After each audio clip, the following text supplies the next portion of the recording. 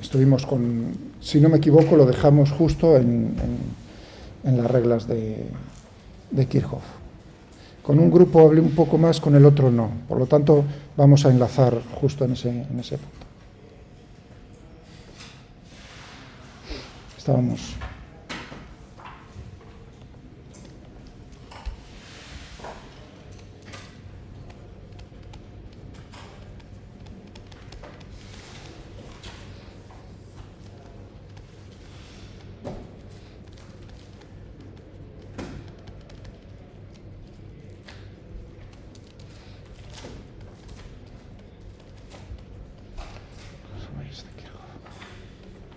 Vamos a ver.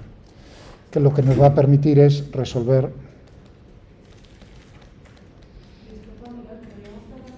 Sí. Sí, cómo no. Abrí yo para ventilar. Me habéis dejado solo una ventana abierta. Siempre os digo que me dejéis Tenía que haceros pasar frío para resolver circuitos. O sea que estamos aquí.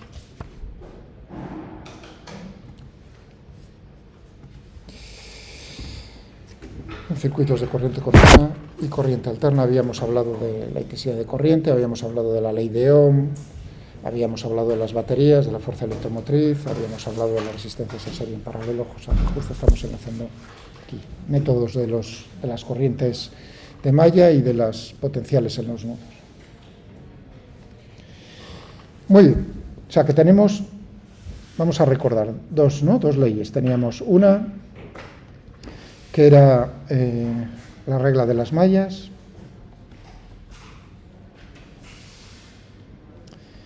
y otra que es tanto una como otra, esos son principios, lo que expresan son principios de conservación básicos.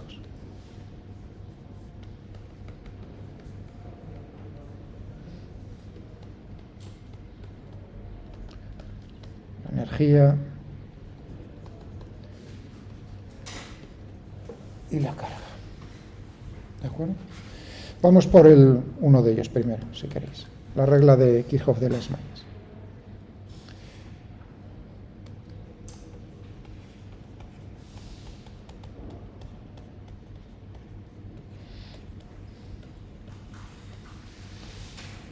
Nosotros, la base, como os decía todos estos días, son las leyes de Maxwell. O sea que esto se tiene que deducir de las leyes de Maxwell.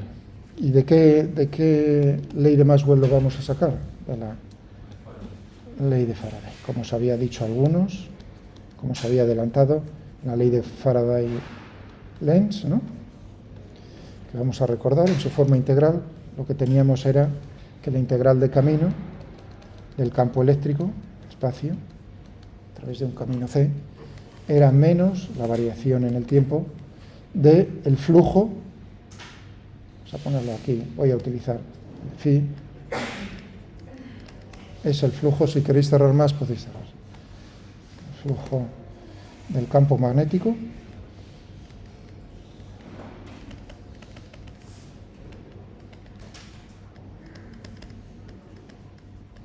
a través de una superficie S cuyo borde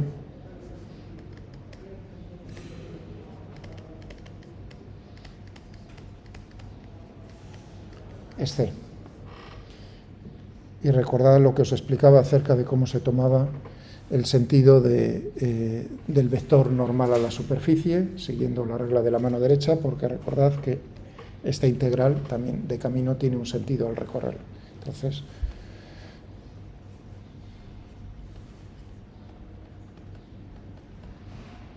corchos en el sentido de el diferencial de L, diferencial de S, la relación que hay entre esos dos vectores. Bueno, ¿y qué tenemos entonces en el caso de esta es?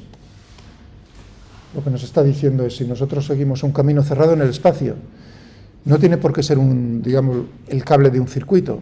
Se lo podemos aplicar al cable de un circuito, lo que unen los elementos del circuito, también, pero no es que sea solo para eso. sino cualquier camino en el espacio lo cumple, en particular para uno de ellos. Lo que nos dice es que las caídas de tensión más las subidas de tensión, entre comillas, lo de la tensión, el potencial, a lo largo de ese camino que seguimos, no va a ser cero, sino va a depender de cómo son los cambios del flujo del campo magnético a través de una superficie cuyo borde sea ese camino. Naturalmente, si no hay cambios, si la situación es estacionaria,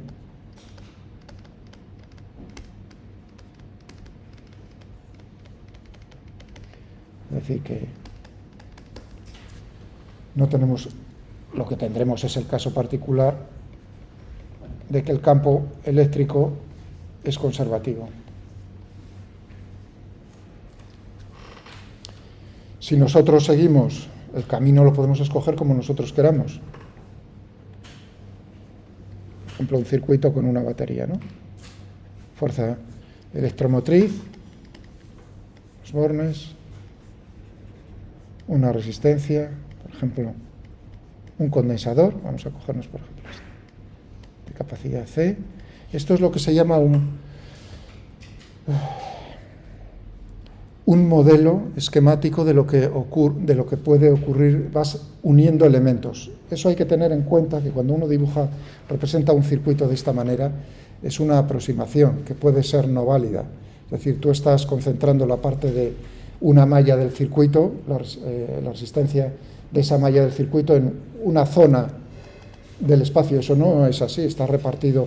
Lo mismo que la capacidad tú estás pensando en las placas de un condensador, pero un cable también puede tener una capacidad. Es decir, que lo que estamos pensando es que tú puedes separar cada uno de los componentes en elementos que vas uniendo de esta manera. A veces eso no es posible. Cuidado con eso. Muy bien, si nosotros escogemos un camino, por ejemplo, de esta manera, o sea, que cojo el circuito, y lo que nos está diciendo ahí, la ley de Faraday, en este caso, ¿no? Para C. Fijaos, si yo me muevo, estoy moviendo en el sentido del campo,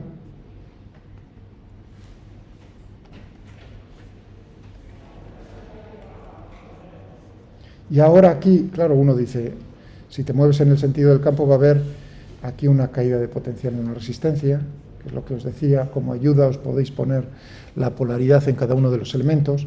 También en el condensador es importante porque cada vez, en el momento en que yo hago esto, estoy suponiendo cómo es en ese instante o cómo es la situación, en este caso que es estacionaria, de cómo es el campo eléctrico entre las dos placas. Si yo pongo aquí más y aquí menos,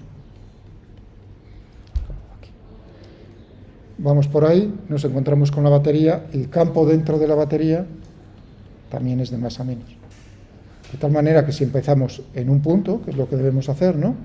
Pues es ver precisamente si nos movemos con el campo eléctrico en la resistencia hay una caída de potencial, por lo tanto eso es positivo en esta expresión, que será la intensidad que tengamos, nos movemos con esto, y por R, luego nos encontramos con el condensador. ¿Qué es lo que ocurre al movernos en el sentido, en la dirección y el sentido del campo?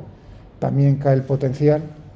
¿En qué cantidad? Bueno, el potencial que tenga V entre las placas, pero hay una relación entre la carga y la capacidad, ¿no? Tendríamos eso. Ahora ya estamos por aquí, o sea que vamos pegando saltos y nos encontramos que tenemos que volver al punto inicial para que el camino sea cerrado. Pero aquí ya nos movemos contra el campo. Eso quiere decir que está subiendo el potencial en un valor que es la fuerza electromotriz de la batería. Y esto, ya que la situación es estacionaria, esto es igual a 0. Y esto para cualquier malla, es decir, aquí este circuito solo contiene una malla, es un circuito muy sencillo. ¿De acuerdo? Podría incluso quitarme el condensador y hacerlo todavía solo la batería y la resistencia. Pero un circuito puede estar constituido por muchas mallas, miles, como sea de complicado. Esto se cumple para cada camino cerrado que tú puedas constituir o puedas dibujar en ese circuito. Si el circuito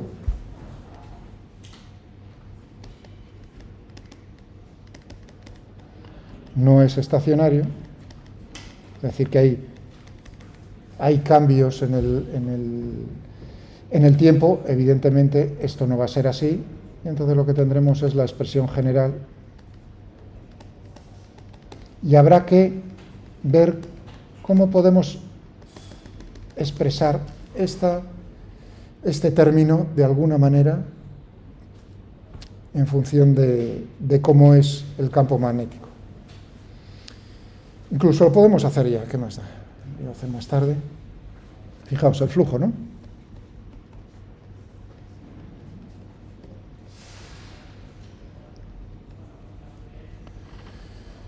Pero el campo magnético nosotros, tenemos esta expresión.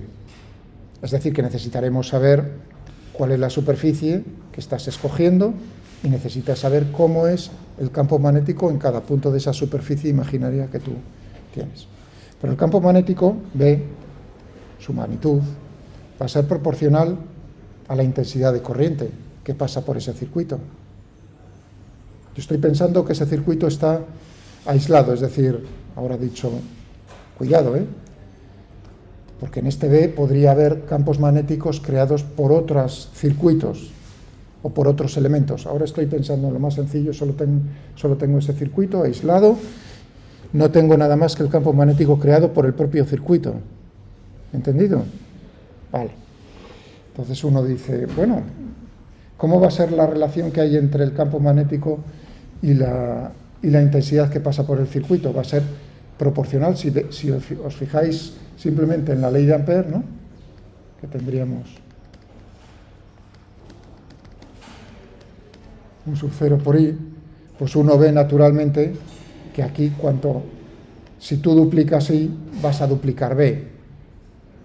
Es decir, que hay una relación. Cuidado, ahí ya os he engañado un poco. Eso es en el caso sencillo. Es decir, puede haber casos más complicados que eso. Pero bueno, a vuestro nivel, que tengáis, si uno mira eso, porque ¿quién me sabría meter el dedo en el ojo ahora mismo con esta expresión que he hecho ya? Eso es cierto, cuando he escrito eso, si tú duplicas en uno y no cambias, efectivamente no estás cambiando la forma del camino, que el circuito es rígido, no lo estás, porque eso, un circuito podría ser cambiar en el tiempo la forma del circuito, eso también podría darse, no, estoy diciendo, no, la forma del circuito está fijada, no cambia en el tiempo. ¿Sí? Entonces tendríamos una expresión, si yo quiero calcular el campo magnético, si tengo suerte y tiene simetría, pues lo podría calcular de la ley de Ampère, quizás, ¿no? Y entonces uno ve que la relación es lineal entre la magnitud de B en cada punto y la intensidad que está pasando en el circuito.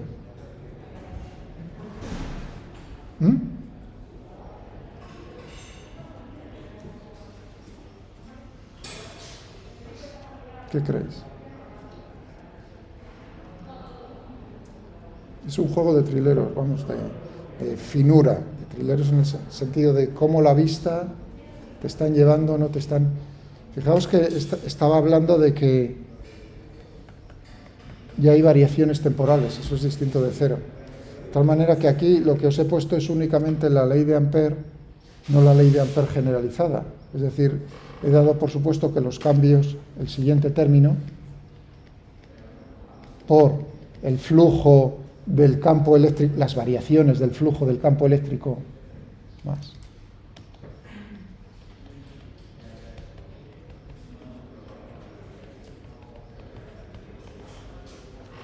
Eso, fijaos cómo lo dejé aparte. Evidentemente, si hay variaciones temporales, quizás este término también sea distinto de cero, lo cual quiere decir que entonces a lo mejor no estrictamente es proporcional. Nosotros estamos pensando en situaciones simples en las cuales tenemos una relación lineal entre la intensidad de corriente y el campo magnético. Es como fijarse únicamente en la ley de Ampère, no en la ley de Ampère generalizada. ¿Cuándo va a ser cierto eso? Lo tenéis todo lo que digo ya, ¿no?, en el capítulo 7, 7.8, 7 en particular del Purcell. Bueno, pues una regla que se puede es que uno está pensando ahí que estás despreciando, por así decirlo, la radiación electromagnética que está emitiendo ese circuito al exterior. Únicamente ese término lo estás despreciando. ¿Y cuándo lo puedes despreciar? Bueno, pues cuando la longitud de onda de la radiación emitida es mucho más grande que las dimensiones. Fijaos que hay que comparar frente a algo. Cuando la longitud de onda de la radiación emitida, debido a los cambios temporales, es mucho mayor que las dimensiones espaciales de los elementos del circuito. Claro, vosotros, ¿cómo podríamos saber? Decir, bueno, eso es una forma bonita de decirlo, pero un poco más en detalle, ¿cómo podría ser? Si nosotros tenemos en el vacío, ¿no? La velocidad a la cual se está propagando una radiación electromagnética en el vacío sería la velocidad de la luz, c, ¿no? ¿Y qué relación hay entre la longitud de onda y la frecuencia? O sea, tendríamos que la longitud de onda por la frecuencia, fijaos las dimensiones, ¿no? Eso me da la velocidad de la luz. Claro, entonces, la frecuencia es cómo de rápido está cambiando las cosas en ese circuito. Si la frecuencia es lo suficientemente grande para que la longitud de onda sea pequeña o de las dimensiones del circuito, entonces ya esa aproximación no es válida. ¿Os habéis dado cuenta de lo que acabo de decir?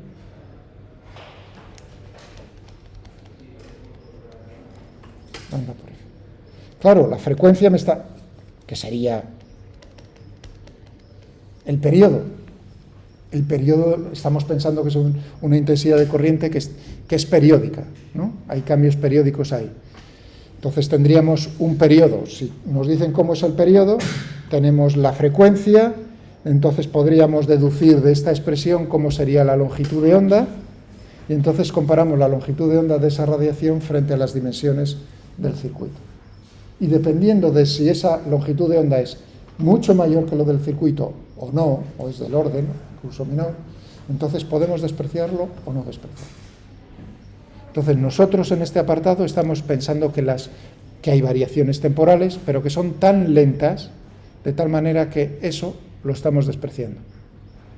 Y eso repercute en lo que dijimos al principio, que hay una relación lineal entre el campo magnético, la magnitud del campo magnético y la intensidad de corriente que está pasando por el circuito.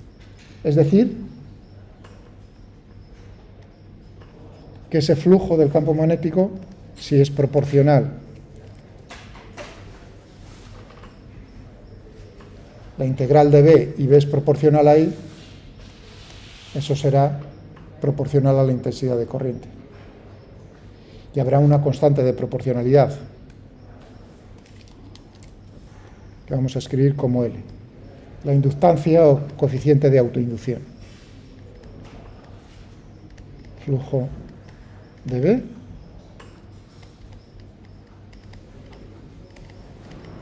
intensidad de corriente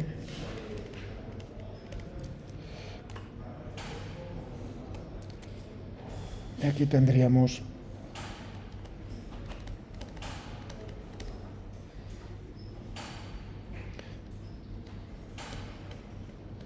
la autoinducción del circuito, propia del circuito. L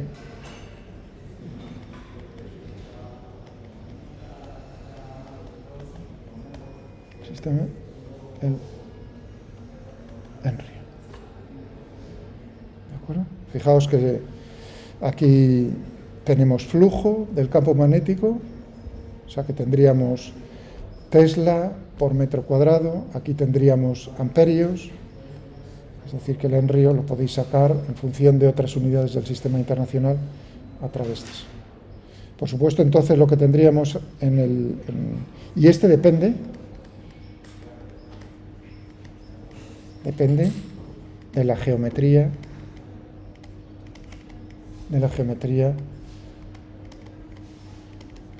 es de la forma del circuito, la geometría. También, digamos, en qué medio está metido el circuito, también sería. ¿Y eso a qué me recuerda? A lo de los condensadores. La capacidad del condensador, ¿de qué dependía? De la geometría, bueno, y del material que tengamos dieléctrico en el espacio. También dependía es decir, que hay una analogía en eso. depende de la geometría del circuito con el que estamos trabajando. Fijaos que os dije, solamente si tenemos ese circuito. Si hay más de un circuito, entonces el campo magnético, el flujo del campo magnético dependerá no solo de lo que hace el propio circuito, sino otros circuitos. Y hablaremos entonces de otro tipo de coeficiente. Vamos a dejarlo ahí, no meternos más allá ahora en este momento, porque estábamos con la regla de Kirchhoff. Simplemente decir por dónde nos va a llevar. Y recordad que entonces lo que tendríamos en la regla de Kirchhoff de las mallas, tendríamos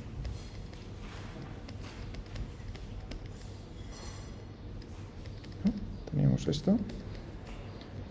Claro, si estoy diciendo que el flujo lo puedo poner de esta manera y he dicho que la forma del circuito no cambia, ¿os imagináis cables que sean elásticos si yo los esté estirando en el tiempo? O sea, que sí, podría cambiar, o incluso mecánicamente cambiar la estructura del circuito. Si uno dice, no, eso no pasa, o sea, que es un caso particular, no es un caso general, entonces, ¿qué tendríamos aquí? Tendríamos la derivada de L con respecto a T por I más L por la derivada de I, pero si L depende de la geometría y la geometría no cambia, pues lo que tendremos es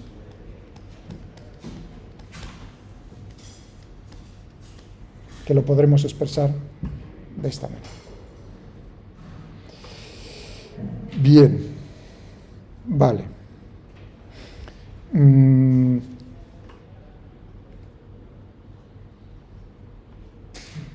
¿Alguna pregunta? Es decir, que dependerá de si tenemos variaciones temporales, tenemos que incluir ese término. Si no hay variaciones temporales, lo normal. ¿Habéis visto el circuito que dibujé antes aquí, ¿no? Con un condensador.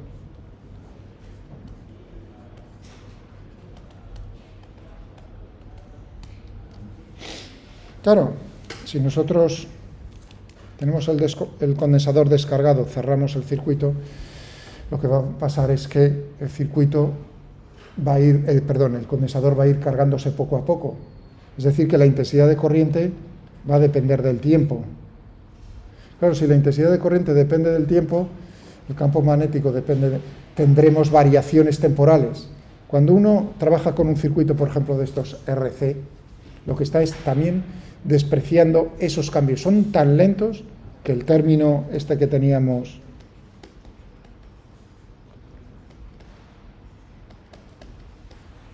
lo despreciamos. Bien, porque uno está pensando que el coeficiente de autoinducción es tan pequeño que es prácticamente cero, entonces ese término va a ser cero, o porque las variaciones son muy, muy lentas. ¿De acuerdo? O sea que cuidado, mucho cuidado, porque variaciones temporales uno va a aplicar en un circuito como esto la regla de las mallas, es decir, la ley de Faraday, de esta manera, y es chocante porque hay variaciones temporales. Esto es otro punto donde uno ve que está haciendo aproximaciones. Regla de los nudos. ¿Habéis visto? Kirchhoff de las mallas no es nada más que una cosa que ya conocíamos. Sí.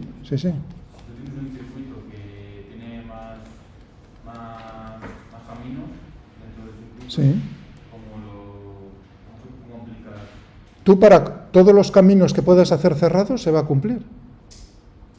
Es decir, que tú haces esa operación, que es tú empiezas en un punto y tienes que volver siguiendo un camino cerrado al mismo punto. Entonces, ahí lo que te está diciendo la ley de Faraday es que las caídas de potencial menos las subidas de potencial tiene que ser cero si no hay variaciones temporales. Y si hay variaciones temporales tendrás que ver cómo es la contribución de la autoinducción del circuito, o si hay otros circuitos, cómo es el efecto de esos circuitos sobre el primero. Es decir, tendrás que cuantificar este término. Si no hay variaciones temporales, o lo estás despreciando, es decir, no tenemos bobinas. Claro, el efecto, digamos, el coeficiente de autoinducción o las inductancias en el circuito van a ser grandes cuando tengamos muchas vueltas, es decir, ese coeficiente o esos coeficientes sean suficientemente grandes. Pero tú puedes escoger. Ahora viene el momento de decir, ¿y qué camino escojo? Espera un momento. Ahora simplemente recordar cuál es esa regla. Eso me dice que para cualquier camino va a ser válido. ¿De acuerdo? Vamos a ver la otra. Sí, dime.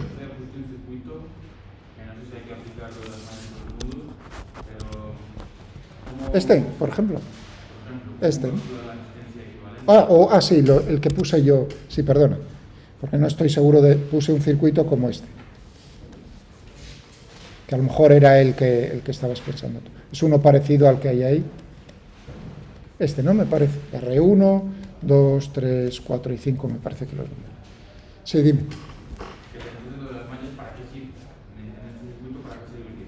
Para saber cómo es la intensidad que está pasando por cada elemento del circuito y también las caídas de potencial entre dos puntos del circuito.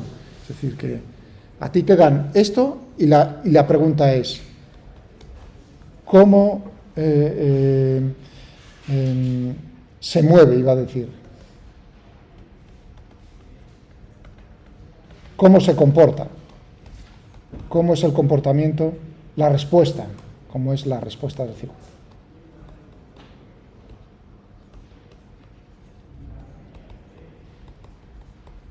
¿Cómo es la respuesta del circuito? Eso quiere decir que cómo van a ser las intensidades que pasa por cada uno de los elementos de ese circuito que está representando. Pero también una incógnita sería decir cómo es la caída de potencial entre esos dos puntos, entre dos extremos de un elemento. Claro, si uno tiene la ley de Ohm, pues podrá relacionar una cosa con la otra. Es decir, que lo que vamos a usar para poder contestar cómo es la respuesta, cómo es el comportamiento del circuito, vamos a tener que utilizar las leyes de Maxwell, su forma, digamos, agradable de utilizar en circuitos, que es las reglas de Kirchhoff de las mallas y de los nudos, y por supuesto la ley de Ohm. Con todo eso, tú resuelves el circuito. ¿Cuántas incógnitas tienes ahí? Es decir, imagínate, yo traigo, ¿no?, y lo pongo encima de la mesa, una batería, 12 voltios, diferentes, tengo ahí 5 resistencias diferentes. Incluso podía poner una sexta ahí si quieres. ¿Cuántas incógnitas ves ahí tú a primera vista?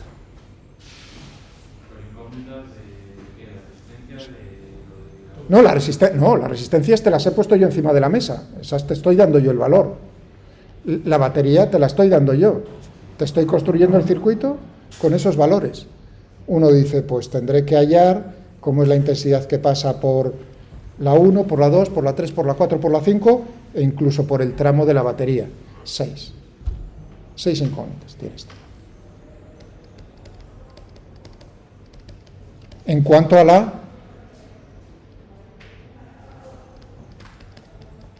las intensidades. Porque también la pregunta podría haber sido más dirigida a decir, ¿y cómo es la diferencia de potencial entre este punto y este punto? ¿Cómo es la diferencia de potencial entre este punto y este punto? ¿Cómo es la diferencia de potencial entre este punto y este punto? ¿Cómo es la diferencia de potencial entre este y este y entre este y este? Todo eso son incógnitas que tú no sabes. Yo te lo pongo encima de la mesa y no lo sabes. Puedes medirlo experimentalmente, efectivamente, pero lo que midas experimentalmente tendrá que coincidir con lo que tú hayas, digamos, si entiendes cómo funcionan los circuitos.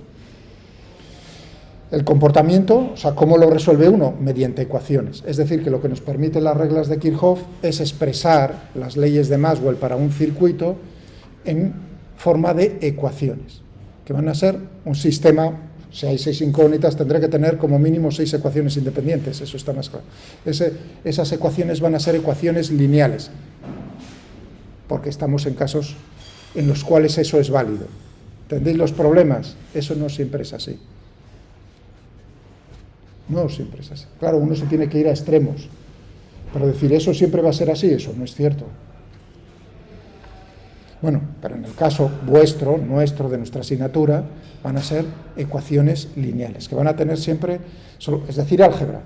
Si uno sabe álgebra, pues va a poder resolver esas ecuaciones fácilmente. Y si tiene un ordenador a mano, Ya ni siquiera necesitas recordar el álgebra, se lo dices al ordenador y te lo resuelve. ¿Vale? Bien. Sí, más.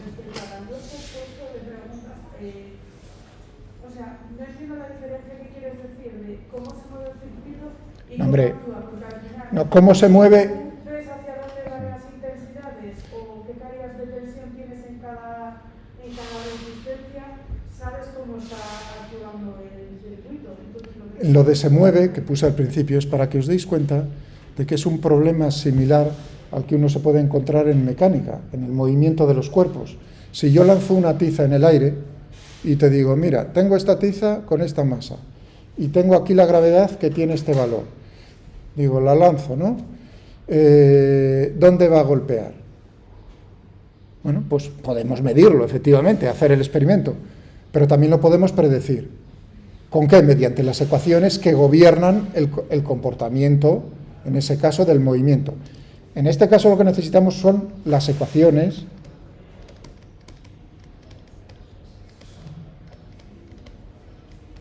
que describen el comportamiento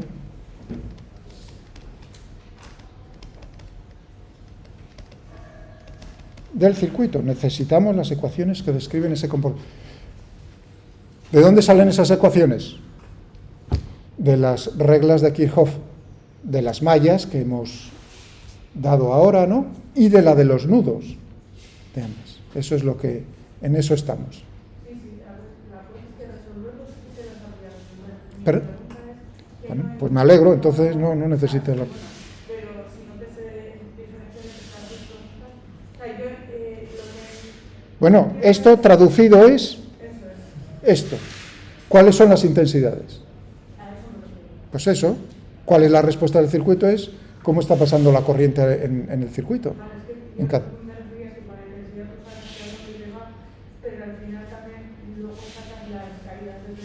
Por supuesto, porque tienes la ley de Ohm, claro. ¿Y eso también es parte del movimiento? El comportamiento. Imagínate que yo te pregunto cómo es la diferencia de potencial entre estos dos. Eso es una incógnita que podrás medir con un voltímetro, o si tienes las ecuaciones que te describen el comportamiento del circuito, también me lo podrás decir antes de medirlo. Es decir, quiero saber todo. Con eso te contesto. Todo de ese circuito. Datos son las resistencias en este caso y las baterías, es decir, la configuración. Y quiero saber cualquier cosa, potencial en cualquier punto o diferencia de potencial, tendremos que, respecto a, naturalmente, son diferencias de potencial, por eso ponía siempre entre pares. O si asigno un potencial a 1, 0 en un punto, le asigno como referencia, pues entonces puedo decir el potencial en ese otro punto es cualquiera de esos.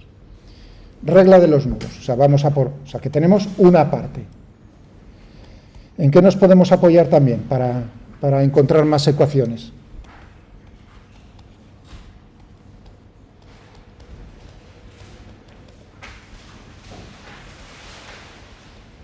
Regla de los nudos de Kirchhoff. Y esto es, uno está pensando, es una tontería, es la conservación que con algunos de vosotros ya lo discutimos, con nosotros no, por eso lo estoy haciendo otra vez. La conservación de carga. Uno dice, bueno, pues la carga neta, o sea, tú no puedes crear carga nada más que a pares. Si tú creas una carga positiva, tienes que crear una carga negativa.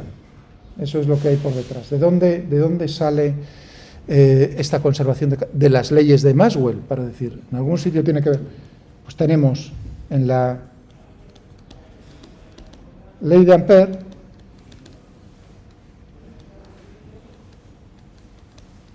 uno dice, uy, qué cosa más rara.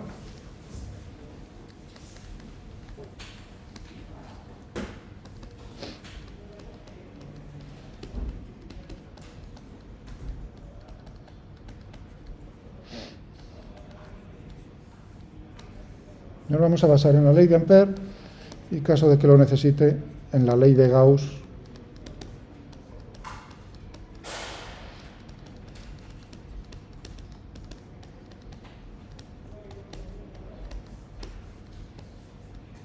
En esas dos.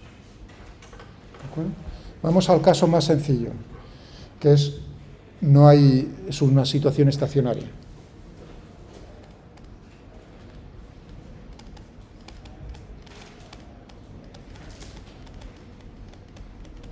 Una situación estacionaria, es decir, que no hay cambios temporales. Entonces lo que tendríamos aquí es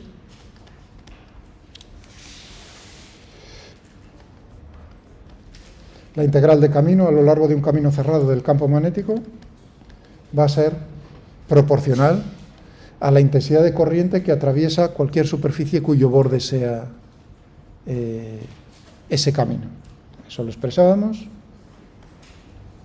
de esta manera. Entonces uno dice, genial, imaginaos lo siguiente, un cable con una bifurcación, por eso lo de los nudos, y cogemos un camino en el espacio imaginario, son caminos imaginarios, cerrados. Y este es mi camino C. Entonces, yo puedo calcular cómo es la integral de camino. Y tendré que ver cómo es esto. Dependiendo, claro, hay infinitas superficies posibles. Para una superficie sería, por ejemplo, esta S1. Otra superficie sería esta S2. ¿De acuerdo? Es una bolsa que va hacia un lado o hacia otro. Claro, lo que tenemos que comprobar es que la intensidad, si tengo el mismo camino, por lo tanto, esto que tengo a la derecha tiene que ser igual para un lado que para el otro, para una superficie y para la otra. Para el caso 1, para la superficie 1, ¿cuál es la intensidad de corriente que atraviesa el cable? Viene por ahí. Esa superficie, pues tendríamos mu sub 0, vamos a llamarlo aquí I1, esta I2 y esta I3. Supongamos que va de esta manera las intensidades. De tal manera que entonces, cuidado, que lo de la regla de la mano derecha es importante. Estoy diciendo, lo recorro de esta manera. ¿Cómo está atravesando la corriente esa superficie S1? Del lado izquierdo al lado derecho, es decir, en el sentido que yo estoy tomando como positivo para la intensidad. Es decir, que tendría mu sub 0 por I1. Pero claro, si cojo la superficie S2, entonces lo que tengo es que atraviesa mu sub 0 I2 más I3. También la regla de la mano derecha es importante ahí. Si una intensidad estuviese entrando, estaría justo en sentido la corriente, en sentido contrario a cómo es el diferencial de S. Recordad que esto no es nada más que J diferenciales. Entonces, ¿cómo es el sentido de esto y de esto? Es importante. Si yo estoy suponiendo que J va en esos sentidos, entonces este producto va a ser positivo. Tal y como he escogido el camino, lo estoy recorriendo de esa manera. Claro, en ambos casos tengo que esto es igual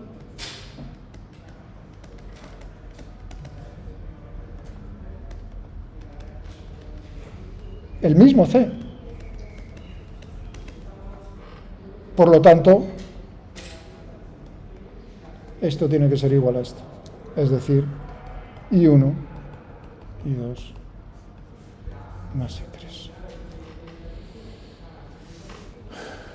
Si tengo un nudo que son más de 2 elementos, 3 como mínimo, entonces las intensidades de entrada tienen que ser, la suma de las intensidades de entrada tiene que ser igual a la suma de las intensidades de salida. Tan sencillo como eso. Es decir, que no se está acumulando carga en ningún punto por ahí de ese tramo del circuito. Pero ¿qué ocurre si nosotros, ahora decimos ya, y si hay variaciones temporales?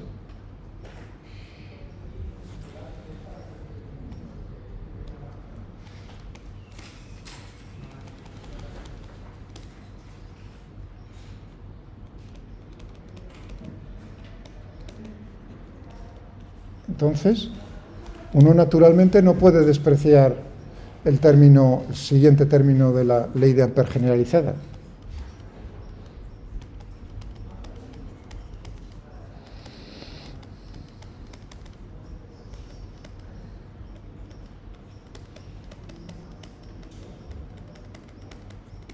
Esto ya, por ejemplo, como ejemplo, podríamos cogernos un cable, ¿no? Y tengo aquí un condensador. Como ejemplo típico de lo que estamos diciendo. De hecho, fue una de las contribuciones de Maxwell darse cuenta de que la ley de Ampère, que ya existía hasta aquí, le faltaba un término, cuando había precisamente cosas como esta. Anda, ¿cómo es posible? No se cumple la ley de Ampère si introduzco un condensador ahí en el espacio. Bueno, cojo lo mismo. Cojo un camino cerrado, C. Y ahora uno dice, pues voy a escoger una superficie S1 y una superficie, si queréis, S2.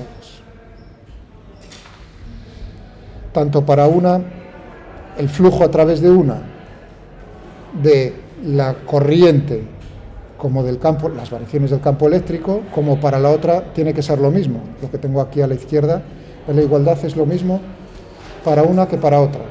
Entonces, ¿qué tendremos, por ejemplo, para S1? Uno diría, pues tienes mu sub 0 por I.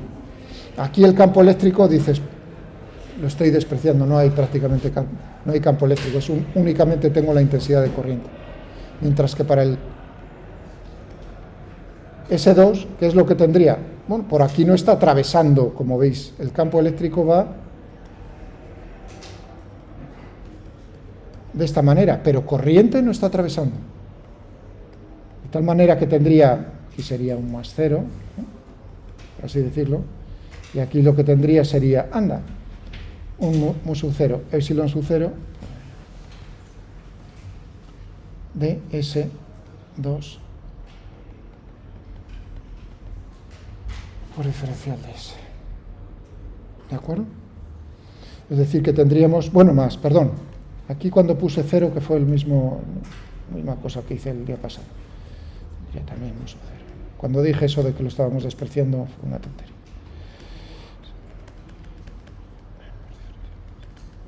O sea que tendríamos en rojo y en verde no atraviesa ninguna corriente eso. Y esto tiene que ser igual, una cosa a la otra. ¿De acuerdo? De tal manera que entonces tendríamos mu sub 0 por I, más todo esto, igual a todo esto. Puedo pasar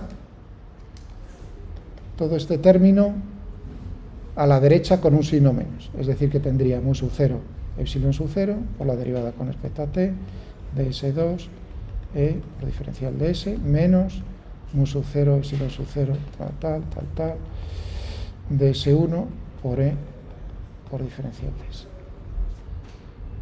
Tendríamos todo eso. Bueno, el mu sub 0, como veis, puedo ya trincar, está común en todos los términos. Ahora uno dice, anda, pero esta superficie S1, que tendría el vector de esta manera,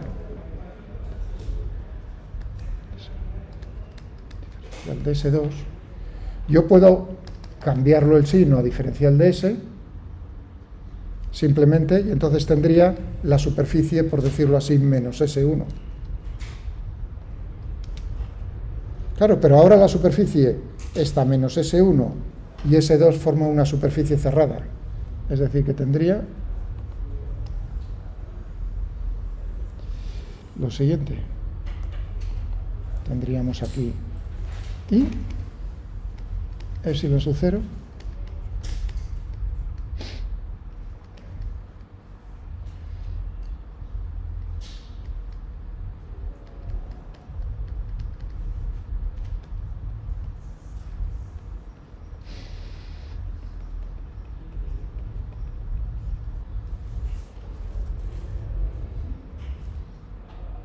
ya, pero la ley de Gauss, ¿qué me dice que es esto?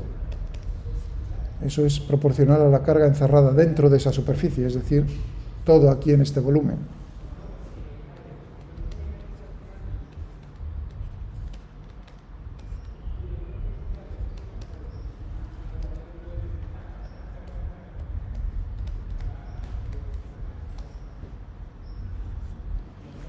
para todo eso.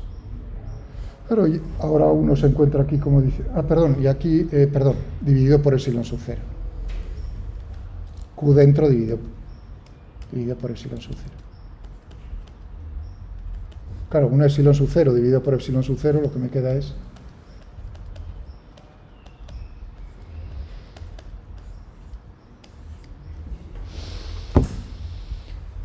otra vez.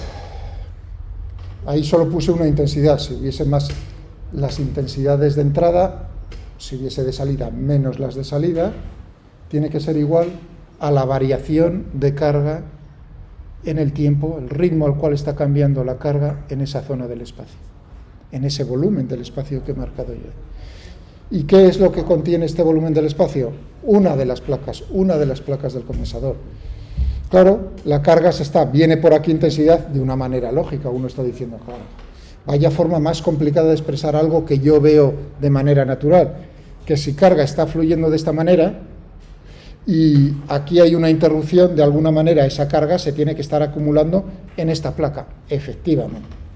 El principio de conservación de la carga. Algún sitio tiene que ir esa carga. Tiene que estar aumentando la carga en el tiempo. Ya, pero el asunto es de decir de dónde sale, porque uno dice, yo lo veo mejor de esta manera. Por supuesto, no tengo nada en contra. Pero la cuestión importante es decir, las leyes de Maxwell dan cuenta de eso también. Son dos cosas diferentes, ¿me entendéis? Uno es que uno lo ve de manera natural, lógico, bien, pero otra cosa es ver, oye, la gente está utilizando las leyes de Maxwell para hacer predicciones en electromagnetismo, por lo tanto esto lo tiene que incluir de alguna manera, como veis lo incluye. Vamos a hacer 4 minutos de descanso y continuamos mejor en este momento.